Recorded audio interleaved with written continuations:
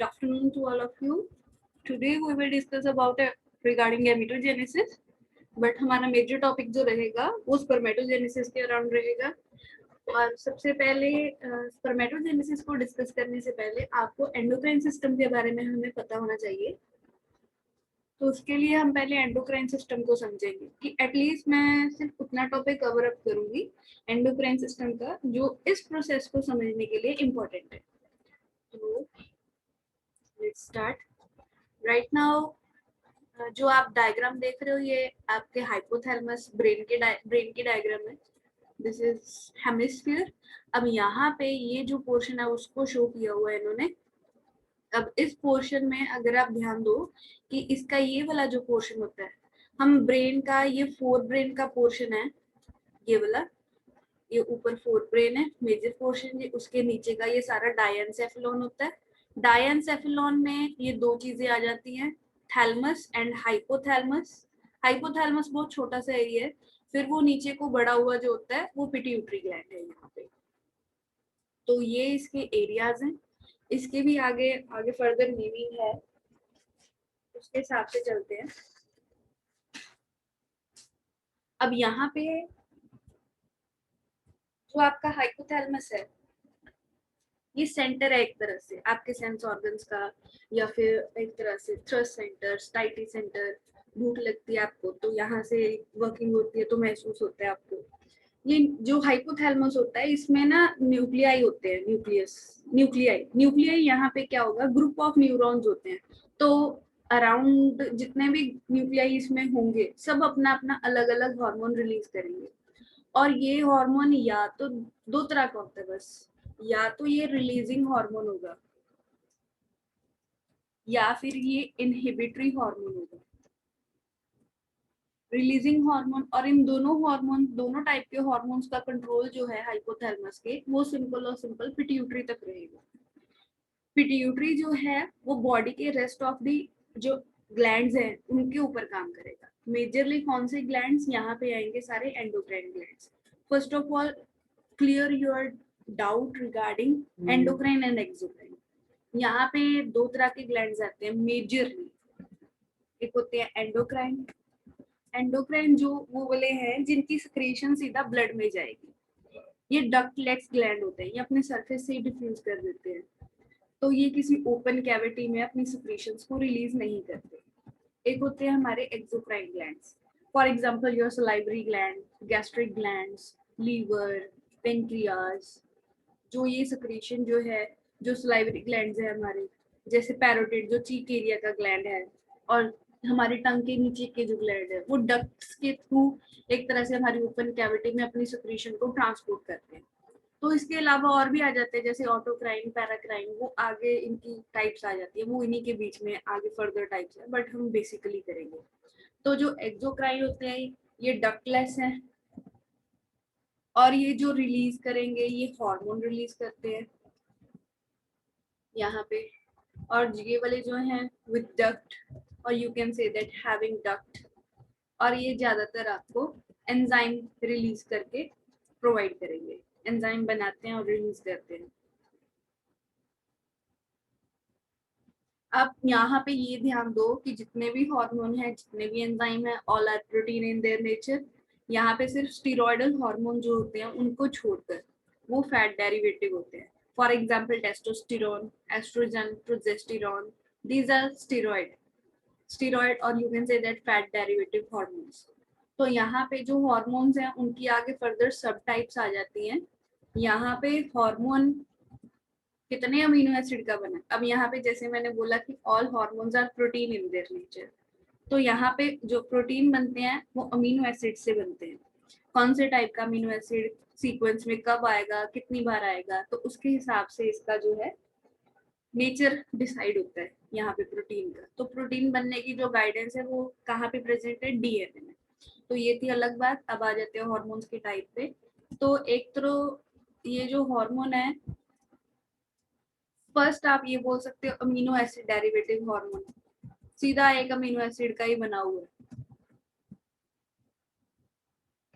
Means उसमें बहुत ज्यादा नंबर नहीं है, एक ही अमीनो एसिड का अलग कंपाउंड बना हुआ है रिएक्शन के साथ, तो वो हार्मोन की तरह काम कर रहा है। इसमें एग्जांपल आ जाएगी आपका जो थायराइड ग्लैंड है ना, जो थायराइड ग्लैंड आपके नेक के एरिया में, ट्रिकिया के आसपास, तो वो जो थायरॉक्सिन रिलीज करता है वो अमीनो एसिड डेरिवेटिव है। जो आपका एड्रिनल ग्लैंड रिलीज करता है, एड्रिनल और नॉर एड्रिनलिन, ये दोनों अमीनो एसिड डेरिवेटिव हार्मोन्स है, जिनको आप कैटाकोलामीन्स भी बोलते हो। तो यहाँ पे सेकंड आ जाते हैं हमारे शॉर्ट चेन अमीन, शॉर्ट चेन अमीनो एसिड बोल सकते हो आप। अमीनो एसिड तो नहीं बोलेंगे, शॉर्ट चेन प्रोटीन बोल सकते हो। तो ओलिगोपेप्टाइड वर्ड भी आप इसके लिए यूज कर सकते हो। शॉर्ट चेन प्रोटीन एक तरह से यहाँ पे आ जाती है कि इनकी बहुत लंबी चेन नहीं होती, चेन होती है, शॉर्ट होती है, तो इसमें अमीनो इंसुलिन आ जाता है, यहाँ पे टाइप है इसकी। अब ये जो मैं टाइप्स बोल रही हूँ ये आपको लर्न करनी पड़ेंगी, तभी ये याद होगा, ये लर्निंग पोर्शन है। तो यहाँ पे long chain amino acid as like growth hormone, और यहाँ पे जो ये तो थे प्रोटीन्स के रिलेटेड, जो है हमारे फोर्थ वन आप बोल सकते हो फैट डेरिवेटिव। ये आ जाते हैं हमारे एक तरह से स्टीरॉयडल हार्मोन, जैसे प्रोजेस्टेरॉन, टेस्टोस्टेरॉन, एस्ट्रोजन, ये वाले हार्मोन्स। इसके साथ साथ ग्लूकोकॉर्टिकॉइड, मिनरलोकॉर्टिकॉइड, एक तरह से ग्लूकोकॉर्टिकॉइड, मिनरलोकॉर्टिकॉइड, ये हमारा एड्रिनल ग्लैंड है, वो रिलीज करता है, उसका कॉर्टेक्स का एरिया, 3 लेयर्स होती हैं अलग अलग से। तो ये जो सोर्स ऑफ इंफॉर्मेशन आपके लिए है, अगर आप रिवाइज करना चाहते हो तो एनसीईआरटी की +1 की 22nd चैप्टर में ये सारी डिटेल्स हैं, जिसमें मैंने आपको जनरली जस्ट हार्मोन्स के बारे में बताया, थोड़ा सा ग्लैंड्स के बारे में बताया। और अब चलते हैं हाइपोथैलेमस पे अगेन। यहाँ पे जैसे मैंने आपको बताया ये हाइपोथैलेमस है। हाइपोथैलेमस जो है स्टैक के थ्रू ये पिट्यूटरी लोब के साथ कनेक्टेड है। अब यहाँ पे पिट्यूटरी जो होती है हमारी ब्रेन की बोर्डिंग कैविटी होती है एक सेला टूसिका, उसमें ये प्लेस्ड होती है उसकी कैविटी में। तो यहाँ पे ये जो पिट्यूटरी की लोब है, ये एंटीरियर लोब है, ये पोस्टीरियर लोब है, इनके अलग अलग नाम भी हैं। इसका ये नाम है एडिनो हाइपोफाइसिस, एंटीरियर का नाम है एडिनो हाइपोफाइसिस, पोस्टीरियर का नाम है न्यूरो हाइपोफाइसिस। यहाँ पे जो हाइपोथैलेमस के न्यूरॉन्स हैं, ज्यादातर न्यूरॉन्स की डायरेक्ट ओपनिंग, एक तरह से एंड्स की डायरेक्ट ओपनिंग जो है वो इस एरिया में मींस पोस्टीरियर पिट्यूटरी में होती है। अब मैं ये समझ रही हूँ कि आप +2 में हो तो आपने ये पोर्शन क्लियर किया होगा, बट स्टिल यहाँ पे मैं बता दूं आपको कि जो न्यूरॉन्स जो यहाँ से पिट्यूटरी तक जाते हैं, पोस्टीरियर पिट्यूटरी, नॉर्मली ब्रेन में न्यूरॉन्स किस तरह के होते हैं, जैसे ये एक तरह से न्यूरॉन की बॉडी है और यहाँ से इसका एक्सोन है, आई एम जस्ट ड्राइंग रफली। तो यहाँ पे इसकी साइनेप्टिक नोड्स हैं। तो ये साइनेप्टिक नोड्स क्या करती हैं, जब भी नर्व इम्पल्स यहाँ से यहाँ को जाएगी तो ये अपना केमिकल रिलीज करती है और नेक्स्ट न्यूरॉन में जनरेशन जो है इलेक्ट्रिसिटी की वो कर देती है। बट इसमें इस एरिया में ऐसा कुछ भी नहीं होगा, इसमें बस सिक्रीशन का काम है कि न्यूरॉन में, जैसे यहाँ पे न्यूरॉन है तो यहाँ से काम हुआ, इम्पल्स आई तो इसने जो सिक्रीट करना है वो कर दिया, दैट्स इट। अब यहाँ पे एक पार्स इंटरमीडिया का पोर्शन है, वो इंटीरियर पिट्यूटरी लोब का ही होता है, जो पोर्शन दोनों लोब्स के बीच में आएगा। हम हमारी बॉडी में ये बहुत ही रिड्यूस है, बट फिशेज में ये बड़ा ही वेल डेवलप होता है। और यहाँ का रेस्ट ऑफ का पोर्शन जो भी है इंटीरियर पिट्यूटरी का, उसको आप पार्स डिस्टालिस के नाम से बोल सकते हो। तो यहाँ पे पार्स डिस्टालिस के अलग हार्मोन है, पार्स इंटरमीडिया का अलग हार्मोन है, और पार्स पिट्यूटरी लोब का अलग हार्मोन है यहाँ पे। अब यहाँ पे एक बात मैं आपको समझा दूं कि मैं यहाँ पे लर्न करने के लिए क्या करती थी कि मैं यहाँ पे 612 612 6 जो है एक तरह से यहाँ पे कहने का मतलब जो 6 हार्मोन है वो पार्स डिस्टालिस रिलीज करता है, 1 हार्मोन जो है यहाँ से पार्स इंटरमीडिया में से, और जो 2 है वो यहाँ से पिट्यूटरी लोब में से। यहाँ पे ये बात बता दूं, जो हार्मोन पिट्यूटरी लोब में से रिलीज होते हैं, ये पिट्यूटरी लोब में नहीं बनते, एक तरह से पोस्टीरियर पिट्यूटरी लोब में नहीं बनते, वो सीधा हाइपोथैलेमस में बनते हैं। वो तो एक साइट है इनके रिलीज होने की, ये आपने याद रखना है, ये नीट में क्वेश्चन आ जाता है इसके रिगार्डिंग कि क्या ऑक्सीटोसिन जो है, वेसोप्रेसिन जो है, क्या ये पोस्टीरियर पिट्यूटरी लोब ने बनाया है? तो यहाँ पे आंसर आएगा नो, दे आर रिलीज और they are just releasing area जो है उनका पोस्टीरियर पिट्यूटरी लोब है, बट जो बनते हैं वो एक तरह से हाइपोथैलेमस में ही बनते हैं। तो यहाँ पे अब देख लेते हैं कि कौन कौन से हॉर्मोन्स है। तो हॉर्मोन्स मैं आपको सारे बता देती हूँ, उसमें जो जो है वो भी बता दूंगी एक तरह से, बट जो बेसिकली डिटेल हमने करनी है वो हम गेमेटोजेनेसिस के रिलेटेड ही करेंगे, only for today regarding spermatogenesis, that's it. So जो हार्मोन है एक तरह से इंटीरियर पिट्यूटरी लोब के पहले, इसमें आ जाता है जीएच, मैं शॉर्ट फॉर्म से यूज करूंगी। तो यहाँ पे आ जाएगा ग्रोथ हार्मोन, ये पूरी बॉडी के सेल्स जो होते हैं वो इसका टारगेट होते हैं। फिर आ जाएगा हमारा टीएसएच, थायराइड स्टिमुलेटिंग हार्मोन, इसका जो आपका थायराइड ग्लैंड है एक तरह से वो इससे अफेक्ट होता है, ये रिलीज होगा तो वो आगे काम करेगा। अगर हाइपोथैलेमस से रिलीजिंग हार्मोन निकला है तो टीएसएच निकलेगा, कहने का मतलब, क्योंकि वो कमांड दिया उसने कि आगे इस ऑर्गन या इस ग्लैंड को आपने काम में लगाना है, कहने का मतलब। तो आगे आ जाएगा नेक्स्ट इज एसीटीएच, एडिनोकॉर्टिकोट्रोपिक हार्मोन, तो ये आपके एड्रिनल ग्लैंड को एक्टिवेट करने के लिए रिस्पॉन्सिबल है। इसके साथ आ जाता है हमारा प्रोलैक्टिन, ये प्रोलैक्टिन जो है एक तरह से ये फीमेल्स में मेमोरी ग्लैंड्स की डेवलपमेंट के लिए रिस्पॉन्सिबल है। और after delivery of the young one, अगर कोई प्रेग्नेंट लेडी है और उसके बच्चे की डिलीवरी होने के बाद ये प्रोलैक्टिन जो है उसके मेमोरी ग्लैंड्स में मिल्क फॉर्मेशन का काम करता है। इसके साथ आ जाते हैं हमारे दो और हार्मोन रह गए हैं, दैट इज एफएसएच। एफएसएच को आप बोलोगे फॉलिकुलर स्टिमुलेटिंग हार्मोन। नॉर्मली ये फीमेल हार्मोन है, बट जो मेल्स हैं उनकी जो मेलनेस की शुरुआत है, मेलनेस इन द सेंस की आप ऐसा ये वर्ड बोल सकते हो कि जैसे गेमेटोजेनेसिस की प्रोसेस की जो स्टार्टिंग बेसिक प्रोसेस है वो एफएसएच और एलएच के ऊपर है, एक तरह से वर्किंग इन द सेंस की जब एज 16 17 तक पहुंचते हैं, जो गेमेट्स फॉर्मेशन उनके टेस्टिस में स्टार्ट होती है, तो उसकी शुरुआत एक तरह से एफएसएच एंड एलएच करवाता है। एफएसएच है फॉलिकुलर स्टिमुलेटिंग हार्मोन, एलएच है ल्यूटेनाइजिंग हार्मोन। यहाँ पे मेल्स में एफएसएच जो है, जो हमने सर्टोली सेल पढ़े थे सेमनिफेरस ट्यूब्यूल्स में, वो बनाने का काम करेगा। और लेडिंग सेल एक तरह से ल्यूटेनाइजिंग हार्मोन की वजह से बनेंगे।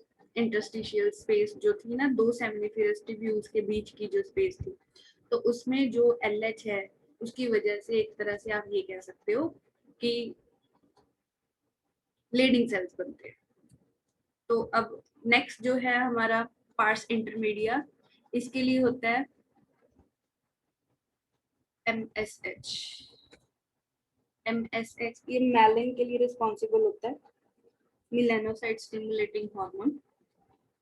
ये जो मैलिन रिलीज करने के लिए हमारे स्किन में होते हैं, तो उसकी वजह से ये काम करता है।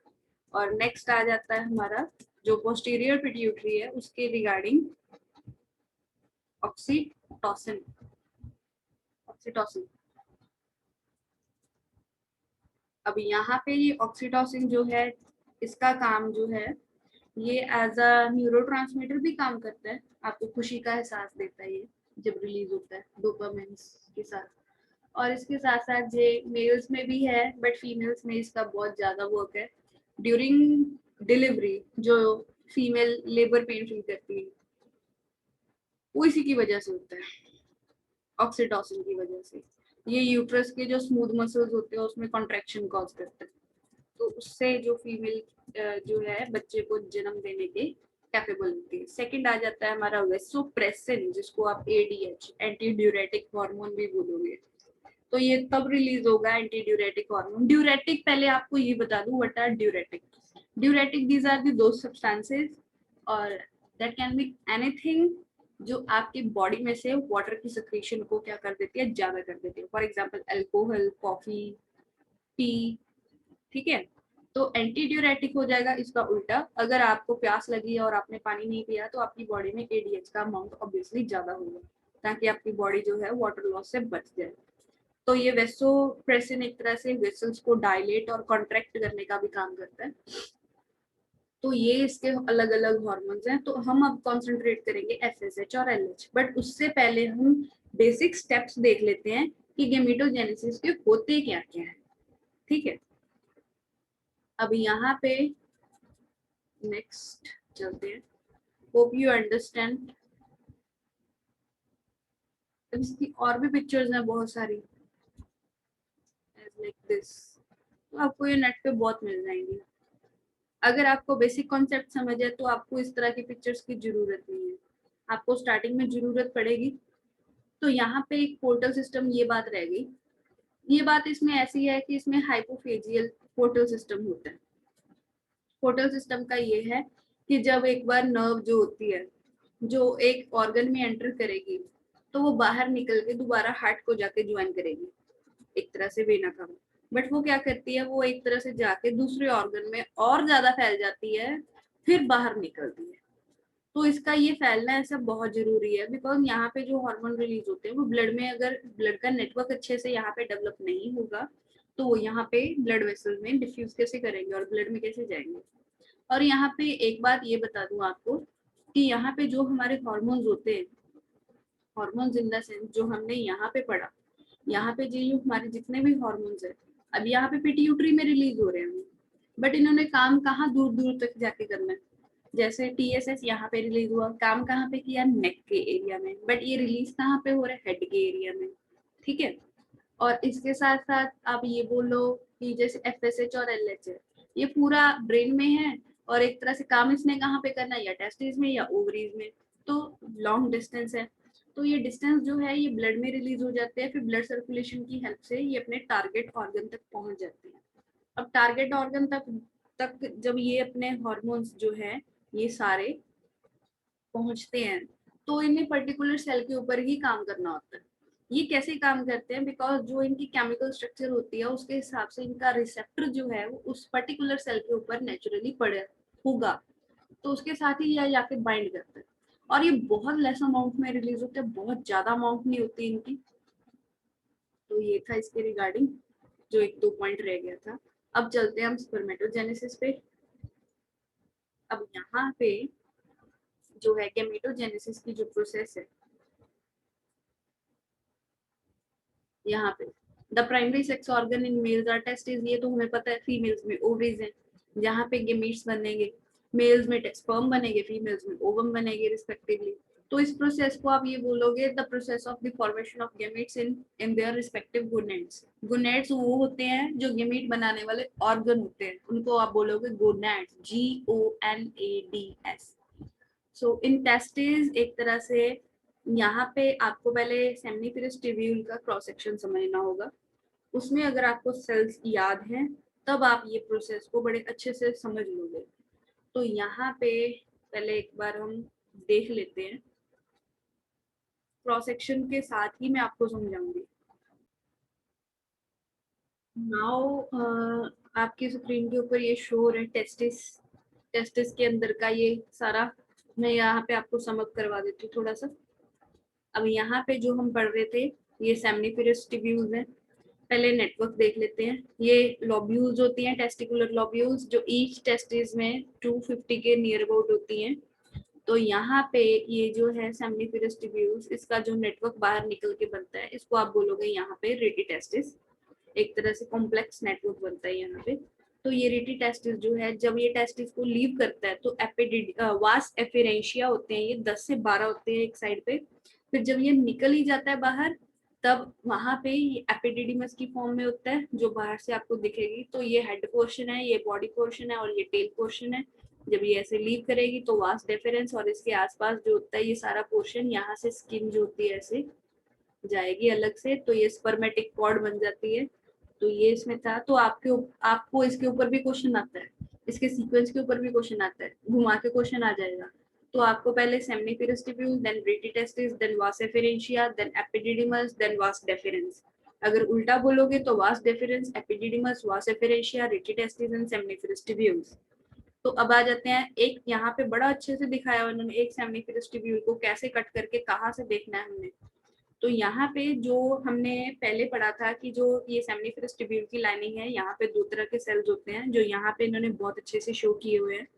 तो यहाँ पे ये जो सेल है ये सर्टोली सेल है, ये जर्मिनल सेल है। इस जर्मिनल सेल को आप स्पर्मेटोगोनिया का नाम भी दे सकते हो। तो पहले हम चलते हैं प्रोसेसेस पे कि कौन कौन सी प्रोसेसेस होती है मेनली। यहाँ पे हमारे गेमेटोजेनेसिस के 3 फेज होते हैं। फर्स्ट होता है मल्टीप्लिकेशन फेज। मल्टीप्लिकेशन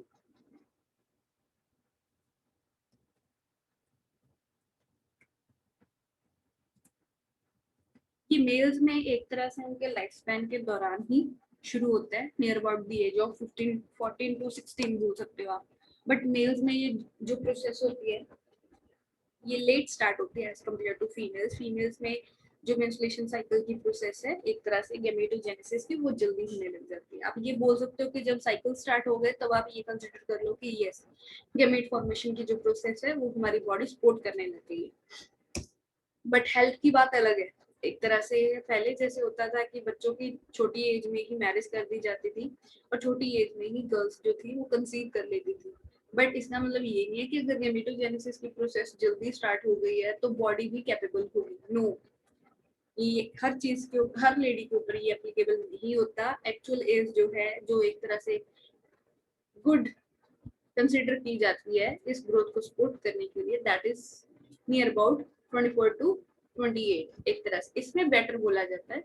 अब 30 तो चांसेस जो होते हैं ये कंसीव करने के कम हो जाते हैं। तो ये थी एक्स्ट्रा नॉलेज। तो यहाँ पे जो सेकंड फेज होगा इसका, ये ग्रोथ फेज होता है यहाँ पे। और जो थर्ड फेज होगा हमारा मैच्योरिटी फेज। अब यहाँ पे ये समझ लें ये कौन कौन से फेज है। यहाँ पे मल्टीप्लिकेशन फेज जो होगा इसमें जो आपको क्रॉस सेक्शन में बताया था, यहाँ पे ये जो क्रॉस सेक्शन आप देख रहे हो, यहाँ पे जो जर्म सेल्स है, ये जो जर्म सेल्स है यहाँ पे, ये जर्म सेल्स एक तरह से मल्टीप्लिकेशन शो करते हैं और माइटोसिस से सिंपली मल्टीप्लाई करते हैं। मैं आपको सारी प्रोसेस बता देती हूँ एक बार। तो यहाँ पे ये जो जर्म सेल है ये मल्टीप्लाई करना स्टार्ट करते हैं। मल्टीप्लिकेशन में ये सिर्फ और सिर्फ माइटोसिस शो करेंगे और कोई डिवीजन नहीं शो करते। ये कहने का मतलब वो इक्वेशनल डिवीजन होती है। अगर सेल में डीएनए का डबल अमाउंट है तो उसके आने वाले सेल्स में भी वो डबल अमाउंट ही रहेगा। तो यहाँ पे उसके बाद जो दो तरह के सेल बनते हैं। अभी ऐसे मैं आपको बता दूं कि जो जर्म लाइनिंग है ये एक तरह से उसमें दो तरह के सेल है। एक तो सर्टोली सेल, वो नहीं डिवीजन करेगा, वो तो एफएसएच की स्टिमुलेशन से बना है, एक तरह से डिफरेंशिएटेड है, इनसे अलग है वो। तो ये जो हमारा जर्म सेल है एक तरह से स्पर्मेटोगोनिया, स्पर्मेटोगोनिया, इसको आप जर्म सेल भी बोल सकते हो। ठीक है, तो ये माइटोसिस के थ्रू जाएगा और आगे बहुत सारे सेल्स बनाएगा। ये जो सेल्स होते हैं आगे दो टाइप के होते हैं। एक होती है टाइप ए, एक होता है टाइप बी। आप रैंडमली किसी को भी बोल सकते हो। तो ये हमने किस बेसिस पे डिवाइड किया है, जो ये होता है टाइप ए। कुछ कहने का मतलब जैसे मान लो स्पर्मेटोगोनिया थे 50 थे तो उन्होंने एक बार डिवीजन शो की तो टोटल जो है एक तरह से 100 बन गए, जिसमें जो 50 हैं वो तो मेम्ब्रेन के पास ही रहेंगे, जो 50 है वो अंदर सेमिनिफेरस ट्यूब्यूल के ल्यूमन में फ्री घूमेंगे, बट इसके पास पास ही रहेंगे, यहाँ पे ही रहेंगे। तो एक तरह से जो फ्री सेल है वो भी 50 है, जो मेम्ब्रेन में है वो भी 50 है। तो यहाँ पे पहले नंबर भी तो मेंटेन होना चाहिए। तो नंबर मेंटेन करने के लिए कुछ सेल्स जो होते हैं जो फ्री हो गए हैं, अब यहाँ पे जैसे यहाँ पे पड़े हैं फ्री हैं, वो क्या करते हैं, वो पॉपुलेशन मेंटेन करने का कुछ जो है काम करते हैं, वो सिंपल दोबारा माइटोसिस ही शो करते रहेंगे। तो ये मल्टीप्लिकेशन का काम शो करते हैं। फाइन। तो नेक्स्ट जो बी टाइप होते हैं वो क्या करते हैं, वो डिवाइड नहीं करते, वो डिवीजन में नहीं जाएंगे, वो ग्रोथ करने लग जाते हैं। तो उनका जो साइज है वो पहले से चेंज हो जाता है। तो ये हम ये नहीं बोल रहे कि यहाँ पे स्टेप्स जो हैं वो एक के बाद एक, एक के बाद एक, एक के बाद एक। यहाँ पे आपको अलग अलग सेल्स जो है अलग अलग स्टेजेस पे एक टाइम पे मिल जाएंगे। तो यहाँ पे हम आप ये ध्यान रखो कि एक तरह से एक सेल की ग्रोथ को कंसिडर करते हुए या डेवलपमेंट को कंसिडर करते हुए मैं ये आपको प्रोसेस समझा रही हूँ। तो स्पर्मेटोगोनिया जो है, अब जहां तक ये आपको बताया मल्टीप्लिकेशन फेज ही चल रहा है, ग्रोथ फेज की शुरुआत हो गई है। तो जो टाइप ए टाइप बी अभी तक स्पर्मेटोगोनिया ही है, बट जब टाइप बी सेल जो ग्रोथ में जाएगा, जब इसका साइज चेंज हो जाएगा, अब ये पहले के साइज जैसा नहीं रहा, तो आप इसका नाम चेंज कर सकते हो, जिसमें आप इसका नाम रखोगे प्राइमरी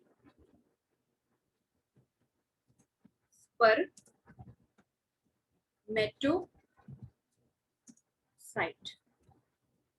ये भी कंटेंट जो होता है इसका, ये डिप्लॉयड होता है, डबल कंटेंट होता है इसका, क्योंकि अभी कोई म्योसिस तो शो ही नहीं की इसने, रिडक्शनल डिवीजन तो शो ही नहीं की। तो ये प्राइमरी स्पर्मेटोसाइट, जस्ट इसका साइज चेंज हुआ, ये अभी ग्रोथ में है। वो बात अलग है कि यही सेल्स जो है प्राइमरी स्पर्मेटोसाइट, वो आने वाले समय में या कुछ देर बाद मैच्योरेटिंग फेज में जाएंगे, मतलब म्योसिस शो करेंगे। तो मान लो कि वो टाइम आ गया, तो मैच्योरेशन के टाइम पे क्या कहते हैं ये meiosis 1 during maturation undergo meiosis. So after meiosis 1 primary spermatocyte जो है एक सेल था, मान लो वो आगे दो सेल बनेंगे, तो उसको आप बोलोगे सेकेंडरी स्पर्मेटोसाइट। फाइन। बट ये ध्यान रहे कि यहाँ पे जो ये दोनों सेल्स हैं, दो सेल, ये स्टार्टिंग में ही हैप्लॉइड बन जाते हैं। अगर आपको मेयोसिस की प्रोसेस याद हो तो अच्छे से समझ आएगा आपको। अब यहाँ पे सेकेंडरी स्पर्मेटोसाइट जो है, अभी ये दो सेल हैं, ये एक प्राइमरी स्पर्मेटोसाइट था, एक तरह से वन था ये अपने आप में। तो यहाँ पे सेकेंडरी स्पर्मेटोसाइट जो बने हैं, ये दो बने हैं। फिर अभी तो मियोसिस 1 हुई है, फिर मियोसिस 2 होगी, तो एक तरह से 4 स्पर्मेटिड बनेंगे। अब इनमें ये फ्लैजेला नहीं होता है, जैसे ये डायग्राम साथ बनी हुई है, तो इसमें देख रहे हो ना कि एंड वाले जो है ये स्पर्मेटोजोआ, इसके लिए स्पर्मेटोजोआ वर्ड बोल रही हूँ मैं, ठीक है। तो इसको आप ये बोलोगे कि नॉर्मली बच्चे वर्ड यूज कर लेते हैं मेटामॉर्फोसिस, मतलब टोटली चेंज, बट आप इसमें वर्ड एक्चुअल में यूज करो डिफरेंशिएशन, कि सेल डिवाइड नहीं करता, वो स्पेशल करेक्टर ले लेता है। इस प्रोसेस को हम बोलते हैं डिफरेंशिएशन, जिसमें वो नॉर्मल सेल से अलग करेक्टर्स लेकर किसी भी तरह का मॉर्फोलॉजिकल, फिजियोलॉजिकल या अंदर के सेल के चेंजेस करके वो ग्रुप ऑफ सेल से डिफरेंट अपीयर होता है, तो उस प्रोसेस को आप बोलोगे डिफरेंशिएशन। तो इसमें फिर ये चारों के चारों स्पर्मेटेड जो है, ये 4 स्पर्मेटोजोआ में कन्वर्ट हो जाते हैं। Now they having flagella and they embed their head into the Sertoli cells to withdraw nutrients for its development। तो ये था, मैंने वर्बली बताया आपको। अब चलते हैं हम डायग्राम पे। अब यहाँ पे ये सर्टोली सेल है, ये जर्मिनल सेल्स हैं, यहाँ पे लिखा हुआ है ना मैं diagram, diploid cell. Diploid cell का मतलब ये अभी भाई डबल कंटेंट है जो हमारा नॉर्मल सेल्स में होता है। तो ये जो होते हैं मल्टीप्लीकेशन शो करेंगे, सिंपल माइटोसिस में जाएंगे। तो यहाँ पे ये जो फेज इन्होंने शो किया हुआ है, ये सिंपल स्टार्टिंग का फेज है जो मल्टीप्लीकेशन में जाएगा। मल्टीप्लीकेशन में जाने के बाद मैंने जैसे आपको बताया कि दो तरह के सेल बनते हैं, टाइप ए टाइप बी। जो ए टाइप होता है वो मल्टीप्लीकेशन ही करेगा, जो टाइप बी होते हैं वो मल्टीप्लीकेशन नहीं करेंगे और ग्रोथ में जाएंगे, जैसे ये सेल के है। तो ये साइज में बड़ा है, तो अभी इसका जो कंटेंट है ये स्टिल डिप्लॉयड ही है, क्योंकि इसने मायोसिस तो शो ही नहीं की। अगर जब भी ये मायोसिस में जाएगा, तब आप ये बोल दो कि ये अब मैच्योरिटी स्टेज में ये सेल चला गया। तो ये आगे फर्दर दो सेल बनाएगा। तो इन्होंने यहाँ पे एक ही शो किया हुआ है, बट आप ये समझो कि ऐसे ये दो सेल बने हैं और ये दोनों के दोनों सेकेंडरी स्पर्मेटोसाइट हैं। कौन कौन से मैं यहाँ पे शो कर दूं, एक ये सेल और इसके साथ ये बना हुआ है ये सेल। अब मैं ये हाथ से बना रही हूँ, बहुत बड़ा बन रहा है, तो अब जस्ट इमेजिन करो ये इसके साइज का ही है। तो ये दोनों के दोनों सेल हैप्लॉइड होंगे, ये आपने याद रखना है, बिकॉज मेयोसिस 1 जो प्रोसेस होती है ये अपने आप में रिडक्शनल होती है पहले ही, ये सेट आधा कर देती है, तो यहाँ पे लिखा हुआ है इन्होंने हैप्लॉइड। तो ये हैप्लॉइड सेल मेयोसिस 2 में जाएंगे तो बनेंगे स्पर्मेटेड, ठीक है, स्पर्मेटेड। ये कंडीशन देखो आप डीएनए की। अब यहाँ पे एक क्रोमोसोम, मान लो 2 क्रोमोसोम शो किए हुए इन्होंने, ये एक क्रोमोसोम एक सेट का, एक क्रोमोसोम दूसरे सेट का, ये अलग अलग सेट के। अब यहाँ पे ही सेट आधा हो गया है ना, तो बट ये सारे क्रोमोसोम जो है, जैसे ये क्रोमोसोम है इसकी कॉपी इसके साथ है, सेम सब में ऐसा ही है। फिर एंड वाले में क्या होता है, कॉपी ही डिस्ट्रीब्यूट होती है, नंबर वगैरह नहीं काम होता। नंबर कहने का मतलब अभी भी एक क्रोमोसोम ही है, ये भी एक क्रोमोसोम है, तो टोटल 2 हो गए, ये भी एक है ये भी एक है, तो टोटल 2। बट डिफरेंस क्या है कि ये 2 क्रोमोसोम अपनी खुद की कॉपी के साथ है, बट यहाँ पे कॉपी डिस्ट्रीब्यूट हो जाती है एक तरह से, ठीक है। कहने का मतलब अगर आपके पास एक बुक है और उसके साथ आपने बाइंड करके टेम्परेरी जोड़ी हुई है उसकी फोटो स्टेट, तो बुक तो एक ही है ना, बुक तो नहीं चेंज हुई। तो कहने का ये मतलब है, तो इस डिवीजन के बाद ये जो आगे प्रोसेस होती है, तो इसका मतलब ये है कि आपने एक फोटो कॉपी जो थी वो किसी और को दे दी और एक कॉपी आपने अपने पास रख ली, ये प्रोसेस है इसकी। तो यहाँ पे ये प्रोसेस जो थी, यहाँ पे ये स्पर्मेटोजोआ, ये डिफरेंशिएशन की प्रोसेस है। यहाँ पे आपको एक बात समझा दूं कि ये जो सारी प्रोसेस है इसको आप बोलोगे spermatogenesis. Spermatogenesis complete process from spermatogonia to spermatozoa, ये आपने याद रखना है। बट यहाँ पे जो प्रोसेस है एक्चुअल में, कि यहाँ से जो यहाँ की प्रोसेस है स्पर्मियोजेनेसिस, सिर्फ इतनी प्रोसेस को हम बोलेंगे स्पर्मियोजेनेसिस। स्पर्मियो, MEO या MIO, मियो मीन्स मैंने याद किया हुआ है मॉर्फोलॉजी, तो मुझे यहाँ से याद रहता है, बच्चे कंफ्यूज हो जाते हैं स्पर्मेटोजेनेसिस और स्पर्मियोजेनेसिस में। तो यहाँ पे स्पर्मियोजेनेसिस जो है इसका मतलब ये है कि ये अपनी मॉर्फोलॉजी में चेंज लेके आता है। और इवन चेंजेस क्या आते हैं इसमें, चेंजेस इसमें ये आते हैं कि ये अब एक सेल की तरह बिहेव कर रहे हैं। तो इसमें nucleus, endoplasmic reticulum, Golgi apparatus, RER, SER, mitochondria, तो ये सब होगा। तो इसका जो एक्स्ट्रा साइटोप्लाज्म है ये शेड कर देता है, जो सारी गोल्गी अपरेटस होती है वो इसकी टिप पर आ जाती है, उसके न्यूक्लियस के ऊपर, इसके सेंट्रियोल इसके न्यूक्लियस के नीचे चले जाते हैं, और यहाँ पे माइटोकॉन्ड्रिया रह जाते हैं, और फिर ये फ्लैजेला जो है ये ऐसे बनते हैं, तो ये ऑर्गेनेल्स रह जाती हैं इसकी। तो एक्रोसोम जो होता है ये इसका क्या काम है, जो इसकी टिप के ऊपर प्रेजेंट होता है। यहाँ पे जब इसकी डिटेल स्ट्रक्चर देखोगे तब आपको समझ आएगा, जो आपकी बुक में बहुत अच्छे से बनाई हुई है। एक्रोसोम जो होता है कि जब ये एग के सरफेस के कांटेक्ट में आता है ना, तब उसको डिसॉल्व करके उसमें होल क्रिएट करके ये अंदर चला जाता है, तो ये एक्रोसोम की वजह से ही होता है। बट ये तभी पॉसिबल है बिकॉज इसके सरफेस के ऊपर जो प्रोटीन्स हैं, जब एग के सरफेस के ऊपर प्रोटीन्स के साथ वो मैच करेंगे, इसके सरफेस के प्रोटीन्स के साथ अगर वो प्रॉपरली मैच करेगा तभी ये पॉसिबल है, वरना ये प्रोसेस पॉसिबल बिल्कुल भी नहीं है। अगर बाय चांस एग की जो आउटर लेयर, बड़ी मोटी आउटर लेयर होती है, दैट इज ज़ोना पेल्यूसिडा, अगर वही खराब हो गई तो भी ये प्रोसेस पॉसिबल नहीं है। कौन सी प्रोसेस, स्पर्म की एग में एंटर करने की प्रोसेस। तो यहाँ पे अब आपकी थ्योरी में पढ़ लेते हैं। अब यहाँ पे इन्होंने स्पर्मेटोगोनिया की बात की हुई है, मींस एक को आप बोलोगे कि स्पर्मेटोगोनिया मतलब बहुत सारे सेल, स्पर्मेटोगोनियम सिंगल सेल। तो यहाँ पे present inside the wall of the seminiferous tubule, ये आपको अच्छे से पता है, ये वही जस्ट लोकेशन की बात की हुई है कहाँ पे ये प्रेजेंट है। और इसके साथ साथ इसका नंबर इंक्रीज कैसे करेगा, अभी मैंने आपको बताया था कि ये जो सेल्स होते हैं ये माइटोसिस शो करते हैं सिंपल, ताकि नंबर बढ़ जाए। तो सारे स्पर्मेटोगोनिया जो होते हैं डिप्लॉयड नेचर के होते हैं। और यहाँ पे एक और क्वेश्चन बनता है, यहाँ पे आपको प्लॉइडी के ऊपर क्वेश्चन बनेगा, नीट में ये क्वेश्चन बहुत बार आया है। यहाँ पे प्लॉइडी के ऊपर क्वेश्चन कैसे बनेगा, जैसे स्पर्मेटोगोनिया की प्लॉइडी क्या है, that are diploid in nature having 46 chromosome. And जो स्पर्मेटोगोनिया है वो आगे जैसे माइटोसिस करेगा, जो मैंने बताया था टाइप A टाइप B, यहाँ पे टाइप A टाइप B के बारे में कुछ भी नहीं लिखा हुआ। तो यहाँ पे स्पर्मेटोसाइट जो होते हैं ये मायोसिस शो करेंगे। यहाँ पे देखो spermatogonia are diploid and contain 46 chromosome. अब यहाँ पे ये लिखा हुआ है some of spermatogonia, means not all, some of spermatogonia and called primary spermatocyte, because ये ग्रोथ में चले जाते हैं, इनका साइज इंक्रीज कर जाता है और ये माइटोसिस शो नहीं करते, ये पहचान है इनकी। तो ये मियोसिस शो करेंगे। उसके बाद फर्स्ट मियोसिस के बाद एक तरह देखो यहाँ पे लिखा हुआ है ना इन्होंने रिडक्शनल इंडिविजन, तो यहाँ पे 2 हैप्लॉइड सेल बनते हैं। यहाँ आपने ध्यान रखना है सेकेंडरी स्पर्मेटोसाइट की प्लॉइडी हैप्लॉइड होती है यहाँ पे हैविंग 23 क्रोमोसोम। अब इसमें क्रोमोसोम के बारे में भी आपको थोड़ा सा बता दूंगी कि यहाँ पे सेकेंडरी स्पर्मेटोसाइट फिर ये सेकंड मियोसिस में जाएंगे और एट दैट 4 स्पर्मेटिड बनते हैं यहाँ पे। तो ये चारों के चारों भी हैप्लॉइड होते हैं नेचर में। ये स्पर्मेटिड ट्रांसफॉर्म होंगे, ट्रांसफॉर्म इन द सेंस की बॉडी जो है इनकी स्ट्रक्चर वो चेंज होगी। किसमें? स्पर्मेटोजोआ में, स्पर्म्स जिसके लिए आप नॉर्मल वर्ड यूज करते हो।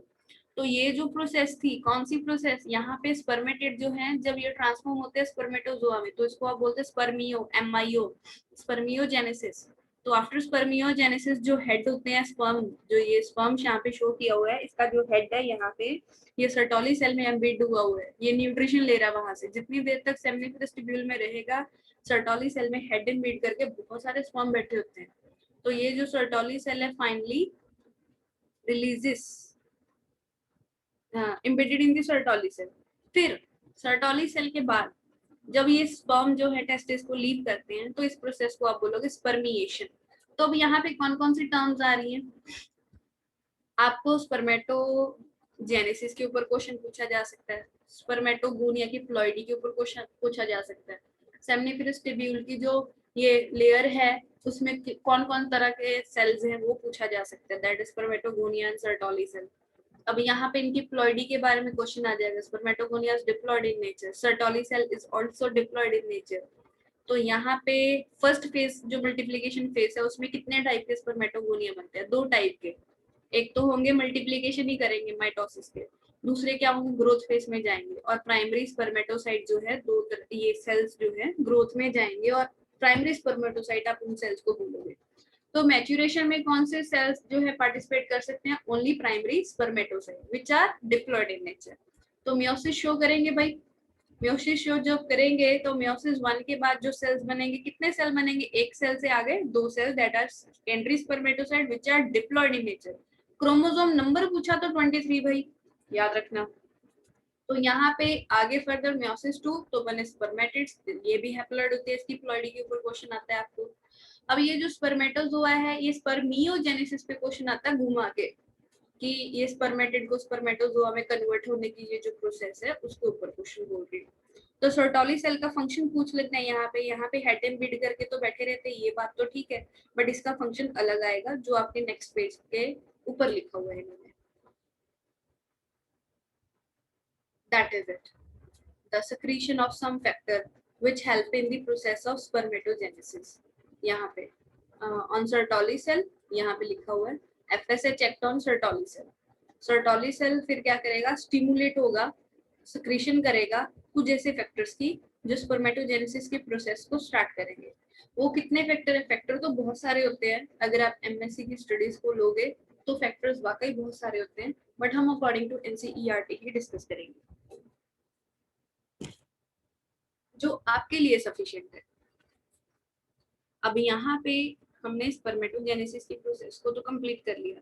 अब आ जाता है इसका हार्मोनल कंट्रोल। तो हम चलते हैं वैसे ही वही डायग्राम पे।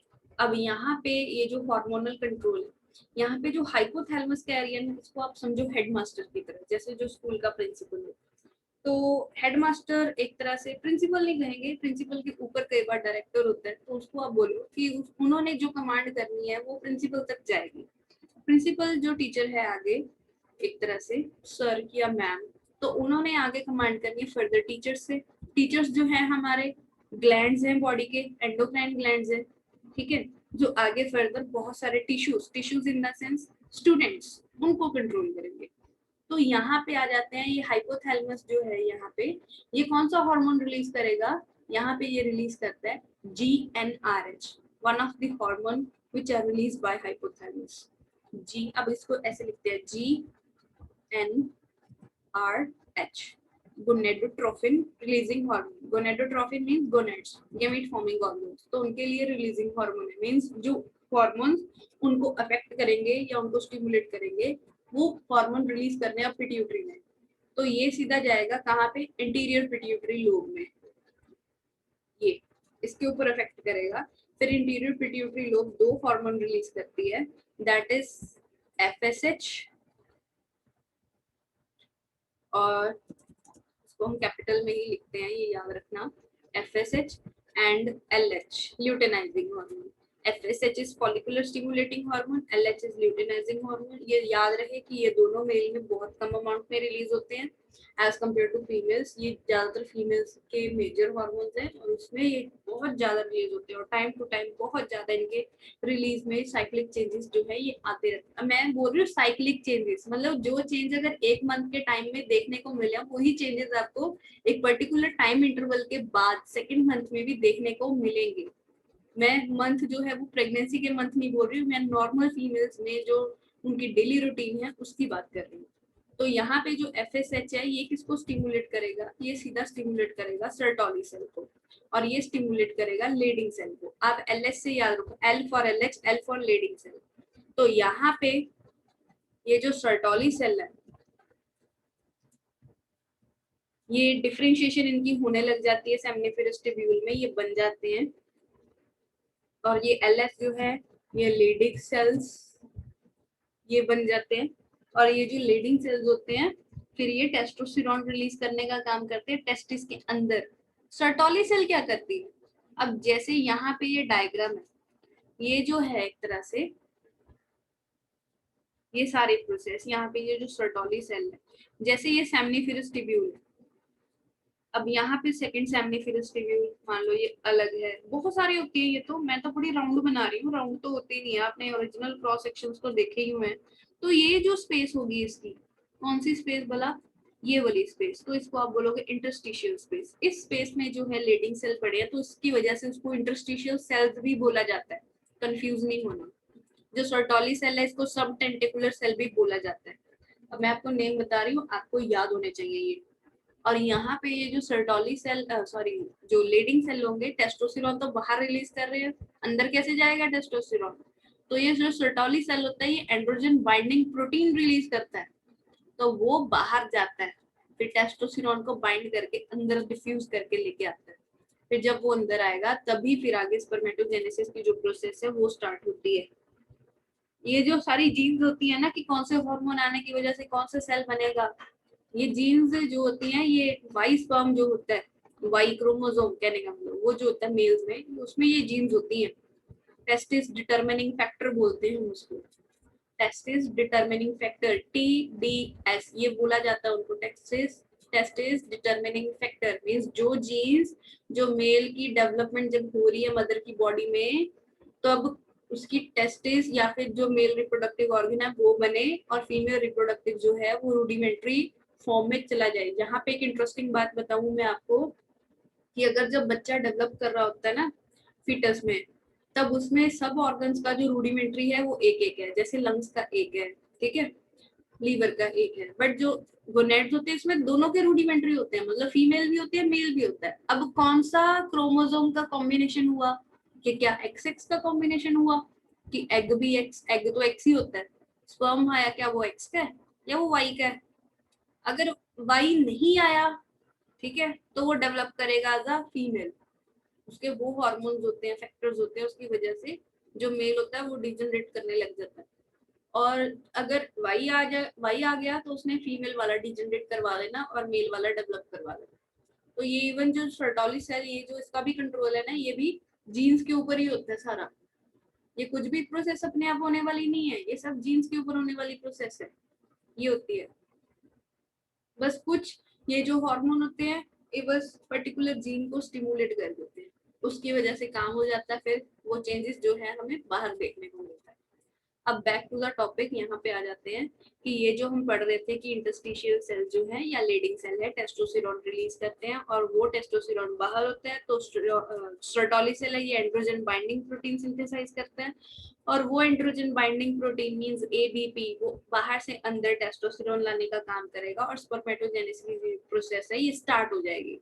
अब यहाँ पे इसके अलावा ये बता दूं मैं आपको कि अगर टेस्टोस्टेरोन अंदर ज्यादा हो गया तो क्या होगा, तो ये इनहिबिन रिलीज करता है, फिर सर्टोली सेल इनहिबिन रिलीज करेगा जो सीधा कहाँ पे पहुंचेगा, एक तरह से ब्लड सर्कुलेशन की हेल्प से पहुंचेगा एक तरह से यहाँ पे इंटीरियर पिट्यूटरी लोब में भी पहुंचेगा, हाइपोथैलेमस में भी पहुंचेगा। तो ये जो ग्रोथ हार्मोन रिलीज कर रहा था, GnRH रिलीज कर रहा था, तो वो कम हो जाएगा। तो यहाँ पे नेगेटिव फीडबैक होती है उसकी वजह से, और यहाँ पे FSH LH की अमाउंट भी कम रिलीज होने लग जाएगी। अगर टेस्टोस्टेरोन खुद पहुंच गया ब्लड के जरिए, होगी तो डिफ्यूज होगा, तो वो खुद भी आके ऐसी ही फीडबैक देता है नेगेटिव। तो वो खुद भी अगर पहुंच गया यहाँ तक, इंटीरियर लोब तक और हाइपोथैलेमस तक, तो अपनी खुद की सिक्रेशन वो कम करवा देता है। अगर टेस्टोस्टेरोन कम हो गया, इनहिबिन कम हो गया, तो उसकी वजह से फिर से ये प्रोसेस जो होती है एक्सेलरेशन फॉर्म में आगे, मतलब पॉजिटिव फॉर्म में GnRH ज्यादा होगा, फिर LHFSH फिर से ज्यादा होगा, टेस्टोस्टेरोन वैसी बनेगा, और ये काम जो है चलता रहता है। तो ये था इसके रिगार्डिंग हार्मोनल कंट्रोल। जो आपने सारी प्रोसेस पढ़ी ना, मल्टीप्लिकेशन फेज, मैच्योरेटिंग फेज, ये ऑल दिस थिंग्स, तो ये जो है सारा हार्मोनल कंट्रोल की वजह से FSH एंड LH। अब यहाँ पे स्पर्मेटोजेनेसिस जो है start at the age of puberty. अब यहाँ पे प्यूबर्टी की एज जो होती है मेल्स में, मैंने आपको बता दी 14 to 16, तो तब होती है जी ये स्टार्ट। अब यहाँ पे एक बात बता दूं कि अगर टेस्टिस में कई बार इंजरी हो जाती है और ब्लड वेसल फट गई अंदर, तो उसने खुद की बॉडी के स्पर्म्स के रिलेटेड एंटीबॉडीज बना देनी है, बिकॉज बॉडी के अंदर स्पर्म जो है वो शुरुआत से नहीं बनता, वो मेल के एक तरह से कुछ टाइम पीरियड के बाद बनता है। तो बॉडी इस तरह से रिस्पॉन्ड करती है उसके रिगार्डिंग, खुद के लिए एंटीबॉडीज बना देती है। तो यहाँ पे स्पर्मेटोजेनेसिस जो है started the age of puberty, significance increase होता है एक तरह से। गोनेडोट्रोफिन रिलीजिंग हार्मोन GnRH, ये कहाँ से रिलीज हुआ था? हाइपोथैलेमस से, याद है ना? हाइपोथैलेमिक हार्मोन है ये। जो GnRH जो होता है ये पिट्यूटरी लोब की इंटीरियर लोब के ऊपर काम करेगा और LH एंड FSH रिलीज करवाएगा।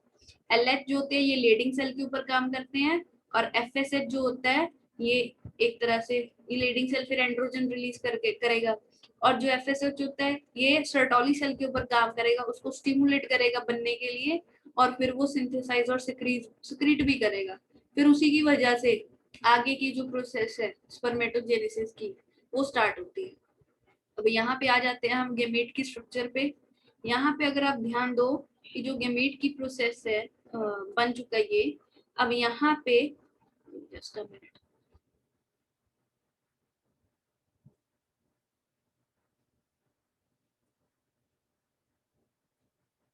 अब आपको क्लियरली दिख रहा होगा ये। यहाँ पे इसकी डिटेल स्ट्रक्चर आप जितनी करो उतनी कम है, कहने का मतलब। तो यहाँ पे साइट्स बता देती हूँ मैं आपको। ये जो पोर्शन है इसका, दिस इज एक्रोसोम। एक्रोसोम की अलग मेम्ब्रेन होगी, पूरे स्पर्म की अलग मेम्ब्रेन होगी। वो एक मेम्ब्रेन माउंट वेसिकल है, ये गोल्गी अपरेटस से बनता है। यहाँ पे जितना भी सेल के अंदर गोल्गी अपरेटस होगा, जब ये सेल अपनी कौन सी फॉर्म में होगा? जब ये राउंड फॉर्म में होगा, स्पर्मेटिड की फॉर्म में था, तब जो इसका न्यूक्लियस है वो तो यहाँ पे पड़ा है, दिस इज, ठीक है, ये पड़ा है यहाँ पे। और हैप्लॉइड न्यूक्लियस है। जो इसके सेंट्रियोल होते हैं ना, एनिमल सेल में प्रेजेंट होते हैं सेंट्रियोल्स, न्यूक्लियस के बाहर उसके ऊपर प्रेजेंट होते हैं परपेंडिकुलर फॉर्म में, मींस एक ऐसे प्रेजेंट होगा, एक ऐसे प्रेजेंट होगा। तो ये दोनों के दोनों यहाँ पे होते हैं। एक होता है प्रॉक्सिमल सेंट्रियोल, एक होता है डिस्टल सेंट्रियोल। अब आपको यहाँ पे एक ही दिखेगा, बिकॉज जो एक सेंट्रियोल होता है वो कुछ इस तरह से पड़ा होता है, और जो दूसरा होता है वो इस तरह से होता है। आपको ये वाला दिखेगा, ये वाला दिख रहा है आपको, ये वाला नहीं दिख रहा। तो ये बिल्कुल इसके नीचे होता है यहाँ पे, इसको प्रॉक्सिमल सेंट्रियोल बोलोगे और इसको डिस्टल सेंट्रियोल बोलोगे। तो ये जो डिस्टल सेंट्रियोल होता है, इसके ट्यूब्यूल्स ऐसे निकल रही होती है यहाँ से, हेड यहाँ से निकलती हुई नेक से जाती हुई ये पूरी टेल तक होती है, और ये इसका एंड पीस है। और ये इसके ऊपर अलग से प्रोटीन लगी हुई होती है, जो इसके एंड पीस के पहले ही खत्म हो जाती है, और पूरी प्लाज्मा मेम्ब्रेन से एंड पीस जो होता है सिंपल प्लाज्मा मेम्ब्रेन से कवर होता है यहाँ पे। और इसके अलावा ये जो हैप्लॉइड न्यूक्लियस है इसकी भी अलग मेम्ब्रेन है, और इसके बाद स्पर्म की मेम्ब्रेन अलग है यहाँ पे। और ये जो स्पाइरल है ये माइटोकॉन्ड्रिया का स्पाइरल होता है एक तरह से। ये स्पाइरल जो है जब पीएच चेंज होता है ना आसपास की सराउंडिंग में, तब ये बहुत अच्छे से काम करता है, बहुत ज्यादा एनर्जी एकदम से रिलीज कर देता है। और इसकी जो टेल होती है इसमें टानिन प्रोटीन होता है, वो पीएच चेंज होने की वजह से ये एक्टिव होता है, और उसकी वजह से फिर माइटोकॉन्ड्रिया को सिग्नल मिलता है कि ये बहुत ज्यादा अमाउंट में एटीपी रिलीज करे। फिर उससे क्या होता है, इसकी टेल की जो मूवमेंट होती है बहुत तेज हो जाती है, और फिर ये अपनी एक्टिविटी जो है मूविबिलिटी की ये बहुत ज्यादा तेज करते हैं। कई बार क्या होता है कुछ मेल्स को इनमूवेबिलिटी सिंड्रोम होता है, जिसमें क्या होता है, ये जो इनके हेल्थ होती है स्पर्म की, ये तो बहुत अच्छी है, बहुत अच्छे रहे हैं, बट जो इनकी टेल होती है वो मूव नहीं कर सकती। तो उसकी वजह से एक तरह से वो कपल जो होता है उनको एक तरह से ART techniques, assisted reproductive technologies, इनका सहारा लेना पड़ता है फीमेल को कंसीव करने के लिए। कई बार इन विट्रो फर्टिलाइजेशन की प्रोसेस भी इनमें आ जाती है, उसी का पार्ट है ART का, असिस्टेड रिप्रोडक्टिव टेक्निक्स का। तो यहाँ पे let us examine the structure of the sperm. यहाँ पे इन्होंने हेड पोर्शन, आपको हेड पोर्शन, मिडल पोर्शन, नेक, टेल, ये सब क्लियर होना चाहिए। नेक सिर्फ इतना सही पोर्शन है जिसमें सेंट्रियोल्स हैं, ये मिडल पीस जिसमें माइटोकॉन्ड्रिया है, टेल जहाँ से ये फ्लैजेला शुरू हो जाता है एक तरह से, इसकी जो टेल का पोर्शन है। अब यहाँ से ये पूरी बॉडी जो है प्लाज्मा मेम्ब्रेन से कवर है, plasma membrane envelops the whole sperm body. जो स्पर्म हेड है ये बड़ा होता है, हैप्लॉइड न्यूक्लियस होता है। इंटीरियर पोर्शन इसका कैप लाइक स्ट्रक्चर एक्रोसोम होता है। अब यहाँ पे NCERT से ये क्वेश्चन बनता है इसके ऊपर, ये बहुत बार आता है और बच्चे गलत कर देते हैं। हालांकि बच्चे की नॉलेज तो सही होती है, बट बात ये है कि ये नीट वाले ना NCERT को ही फॉलो करते हैं एक तरह से चेक करने के लिए भी। तो यहाँ पे जो एक्रोसोम होता है ये एंजाइम से फिल्ड होता है, ये हेल्प करता है फर्टिलाइजेशन ऑफ द ओवम। हम क्या करेंगे, हम ये बोल देते हैं कि ये एक तरह से एग में एंटर करने के लिए हेल्प करता है एक्रोसोम एक तरह से। अगर एंटर नहीं करेगा तो फर्टिलाइजेशन कैसे होगी? तो इन्होंने सिर्फ टारगेट का जो है प्रोसेस, उसका प्रोसेस का टारगेट है उसके ऊपर आंसर रखा हुआ है कि फर्टिलाइजेशन ऑफ दी ओवम। तो यहाँ पे मिडिल पीस जो है, अगर आपको नीट में क्वेश्चन आ गया ना कि एंजाइम का क्या फंक्शन है, तो आंख बंद करके बस इस पॉइंट के ऊपर टिक कर देना, आंसर सही जाएगा। तो मिडल पीस जो है इसका, इसके अंदर बहुत सारे माइटोकॉन्ड्रिया होते हैं, ये एनर्जी प्रोवाइड करते हैं टेल को, ताकि जो स्पर्म की मोबिलिटी है ये बनी रहे। और जो फर्टिलाइजेशन की जब प्रोसेस होती है, ये आपको बाद में प्रॉपर वीडियो बनाऊंगी इसके ऊपर पूरी डिटेल में, तब आप वहां पे पढ़ लेना कि प्रोसेस जो है फर्टिलाइजेशन की कैसे होती है, स्पर्म कैसे एंटर करता है, किस तरह से, कौन से स्टिमुली है जो उसको एक तरह से गाइड करते हैं कि इसने कहाँ को जाना है। तो यहाँ पे आफ्टर इंटरकोर्स जो है, सिंगल इजेकुलेशन में 200 to 300 मिलियन स्पर्म्स जो है वो रिलीज होते हैं फीमेल रिप्रोडक्टिव ट्रैक्ट में। तो 60% जो स्पर्म होते हैं ये नॉर्मल शेप एंड साइज, इसके ऊपर भी क्वेश्चन आया हुआ है कि ये नॉर्मल शेप एंड साइज के होते हैं। एटलीस्ट 40% जो होते हैं ये बड़ी तेज मूवेबिलिटी शो करते हैं एक तरह से, मतलब जो इसकी टेल की एक्टिविटी है ये प्रॉपर शो करते हैं। तो यहाँ पे ये जो स्पर्म्स हैं ये सेमनीफेरस ट्यूब्यूल्स जो हैं वहां से रिलीज होगा। असेसरी डक्ट्स याद है आपको, हमने मेल रिप्रोडक्टिव सिस्टम में seminal vesicle, prostate gland, bulbo urethral gland बोला था मैंने, सीमन के बारे में बताया था। तो ये सीमन जो है ये कलेक्टिव सेक्रीशन है टेस्टिस की और बाकी ग्लैंड्स की। ये जो सीमन होता है फ्लूइड, ये एयर के कांटेक्ट में आते ही सॉलिडिफाई होने लग जाता है ड्यू टू प्रोस्टाग्लैंडिन। अगर ये सीमन को स्टोर करना है तो उसको रिमूव करना पड़ता है ताकि वो सॉलिडिफाई ना हो सके और लिक्विड फॉर्म में रहे। तो ये था इसके regarding. So that's it for today. आज का टॉपिक वाकई बहुत अच्छा लगा मुझे समझाने में, मतलब स्मूथली समझाया गया, मुझे भी दिक्कत नहीं आई। तो नेक्स्ट टॉपिक हम स्टार्ट करेंगे oogenesis। इसकी जो टर्म्स रहेंगी बेसिकली, जैसे स्पर्मेटोगोनिया तो उसके लिए oogonia, इसके लिए प्राइमरी स्पर्मेटोसाइट उसके लिए एक तरह primary oocyte, secondary oocyte, ooted। उसमें जोआ वर्ड नहीं आएगा, उसमें फ्लैजेला नहीं होता, flagella in the sense tail नहीं होती एक तरह से उसमें। तो इतनी प्रोसेसेस रहेंगी वहां पे। तो बट उसमें ये है कि उसमें फर्टिलाइजेशन की भी साथ में आएगी और उसके साथ साथ उसमें मेंस्ट्रुएशन साइकिल भी साथ में आएगा, तो वो समझना बहुत जरूरी है, बच्चे उसमें कंफ्यूज हो जाते हैं। तो उस वीडियो को ध्यान से देखना, बार बार नहीं समझ आएगा, बार बार रिवाइंड करके देखना, समझ आ जाएगा। Thank you, that's it for today.